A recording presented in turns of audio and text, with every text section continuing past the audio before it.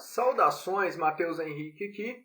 E se você não sabe o que você precisa verificar antes de entregar o seu projeto, assiste esse vídeo aqui. Nessa aula eu vou falar sobre o checklist de montagem. Se você não viu a primeira aula onde eu falei do checklist de peça, tá? Eu vou abrir o arquivo aqui para você ver. Eu citei todos esses itens aqui. Comentei um por um. Eu vou deixar esse arquivo aqui disponível para você fazer download. Vou colocar o link aí na descrição. Faz o download e vem acompanhando. Se você não assistiu a primeira aula, olha o link aí, eu vou deixar o link também. Assiste a primeira aula primeiro, depois você volta aqui, tá certo? Então vamos lá, checklist de montagem. A primeira coisa a se fazer numa montagem é separar ela em submontagens. Parece um pouco bobo essa dica que eu estou te dando, mas quando você está projetando, você vai ver que vai chegar num ponto, quando você tem uma montagem aí com 80 itens, 150 itens, você vai ver que fica muito difícil você mostrar todos os itens na hora de fazer o detalhamento. Quando você separa em grupos ou submontagens, uma montagem principal, você pode fazer o detalhamento de cada grupo separadamente. Então, vamos supor, você tem uma montagem com 100 peças. Você separa os grupos, né? É claro que você vai fazer separações lógicas, aquelas peças que se conectam e têm a mesma função, você vai definir elas como um grupo. Definiu elas como um grupo, esse grupo às vezes vai ter ali 8 peças, 10, 15 peças. Você faz um detalhamento dessa submontagem, especifica, né? Puxa o balãozinho mostrando cada uma dessas peças, faz uma lista de material.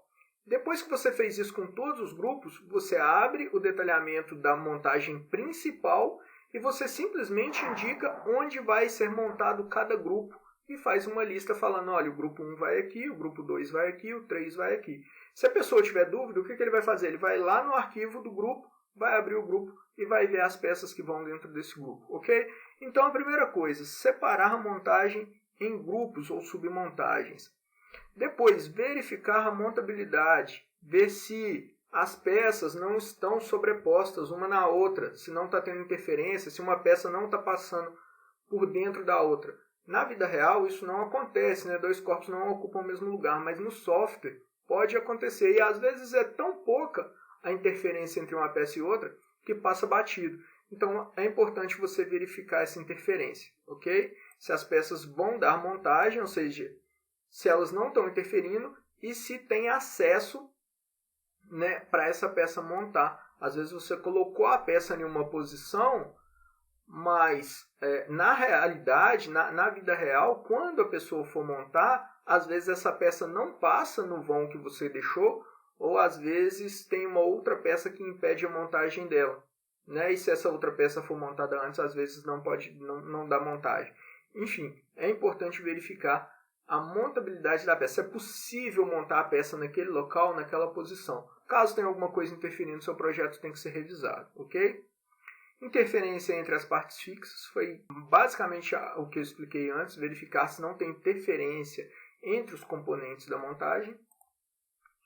Interferência no movimento, sempre que você fizer um projeto onde vai ter partes móveis, verifique todo o movimento, do ponto de início até o ponto de final. Os softwares 3D, a maioria deles tem ferramentas de análise para você verificar se você tem interferência no movimento. Você define o movimento, ele faz esse movimento e ele acusa se der alguma interferência.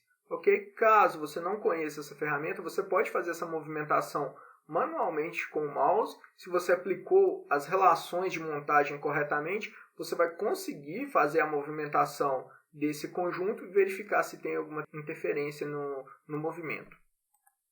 A análise de tombamento. É importante você verificar se a sua peça ela não vai tombar, não só pelo fato da peça tombar em si, mas isso é uma questão de segurança. Né? Se o centro de massa da sua peça é muito alto, se a distância do piso, né, onde às vezes o seu dispositivo está apoiado até o centro de massa é maior do que a distância do centro do dispositivo para os pés,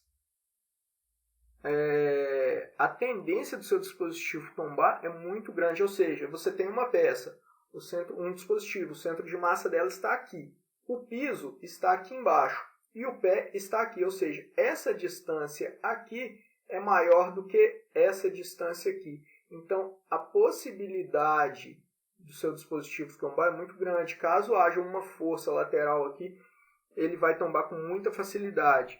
Já aconteceu comigo, é claro que a peça foi projetada para ser chumbada no chão, com 4 chumbadores, mas era uma torre de uns 3 metros de altura, era um perfil de 300 por 300, era uma torre para uma pistola de cola, se não me engano. E na hora que o pessoal estava montando, eles simplesmente montaram e deixaram ela em pé. E eu estava dando uma volta na área com o coordenador do setor de manufatura. Ele encostou na peça e a coluna tombou em cima de mim. E por pouco não aconteceu um acidente. Então, assim, caso sua peça tenha propensão a tombar, especifica no desenho. Montar fixada, fixar para montar. Enfim, coloca uma nota no desenho. Isso não vai demorar mais que 30 segundos você fazer isso e você evita de alguém se machucar e às vezes, enfim, ter um problema mais grave aí, tá joia? Análise de tombamento. Através da análise de tombamento, né, que eu chamo de análise de tombamento, mas é uma análise geral do centro de massa da peça e os pontos de apoio e de içamento, você consegue fazer aqui uma análise de içamento, onde você vai definir os pontos para içamento da peça.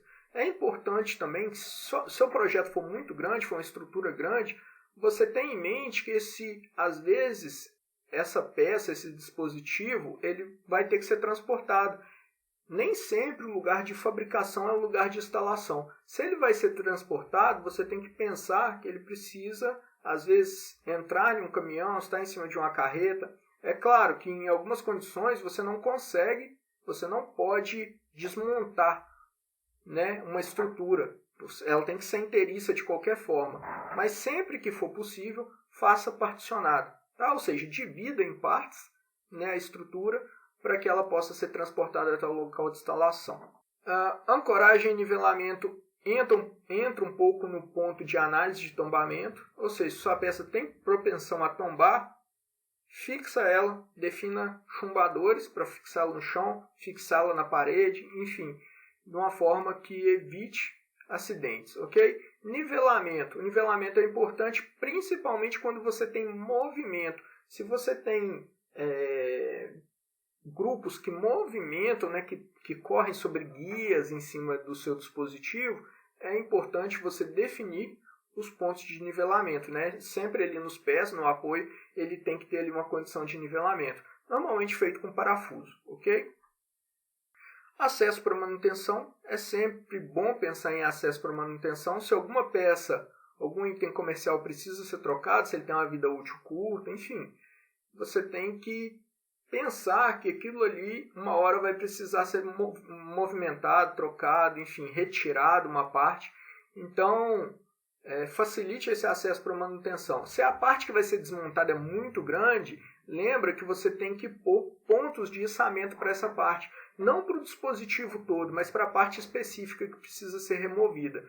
É comum, às vezes, a gente ter que tirar um grupo e ele não tem um ponto de içamento. Aí a gente tem que ficar passando cinta por baixo, às vezes é difícil, às vezes tem que juntar 2, 3, 4 pessoas para levantar essa peça e movimentar ela, ou apenas dar um leve para a gente passar uma cinta por baixo. Se ela tiver pontos de içamento, basta a pessoa travar ela com cabo de aço na talha ou na ponte rolante, tirar os parafusos e movimentar a peça para a bancada para dar a manutenção que for necessário. Ajuste para dispositivos de geometria. Todo dispositivo de geometria precisa ter ajustes nos eixos X, Y, Z. Tá? É claro que com exceções. Você não sabe o que é um dispositivo de geometria? Basicamente, vou explicar aqui de forma bem simples. É um dispositivo onde você utiliza ele para gabaritar a montagem de peças. Imagina um carro. O carro, a estrutura dele, o chassi dele, é feito por várias peças de chapa metálica. Essas chapas metálicas são soldadas juntas. Normalmente elas são soldadas em um dispositivo de geometria. Esse dispositivo é o que garante que todas as peças vão ser soldadas na posição correta. Então, todo dispositivo de geometria ele precisa ter ajustes nos eixos X, Y e Z. Em algumas condições você vai aplicar ajustes só em X, outras em Y, outras em Z. Em algumas situações você vai precisar aplicar o ajuste nas 3 dimensões. Certo? Validação geométrica 3D. A validação geométrica também se aplica para dispositivos de geometria. Todo dispositivo de geometria ele precisa ser verificado, ele precisa ser feita uma medição tridimensional dele para ver se realmente ele vai dar condição daquela peça sair na montagem na medida certa. Então, você precisa especificar os pontos de alinhamento para a medição. Eu posso falar mais a fundo desses pontos de alinhamento em um outro vídeo, tá? Senão vai ficar um pouco extenso aqui. Mas comenta aí embaixo aí, me fala se você gostaria de saber mais sobre esses pontos de alinhamento.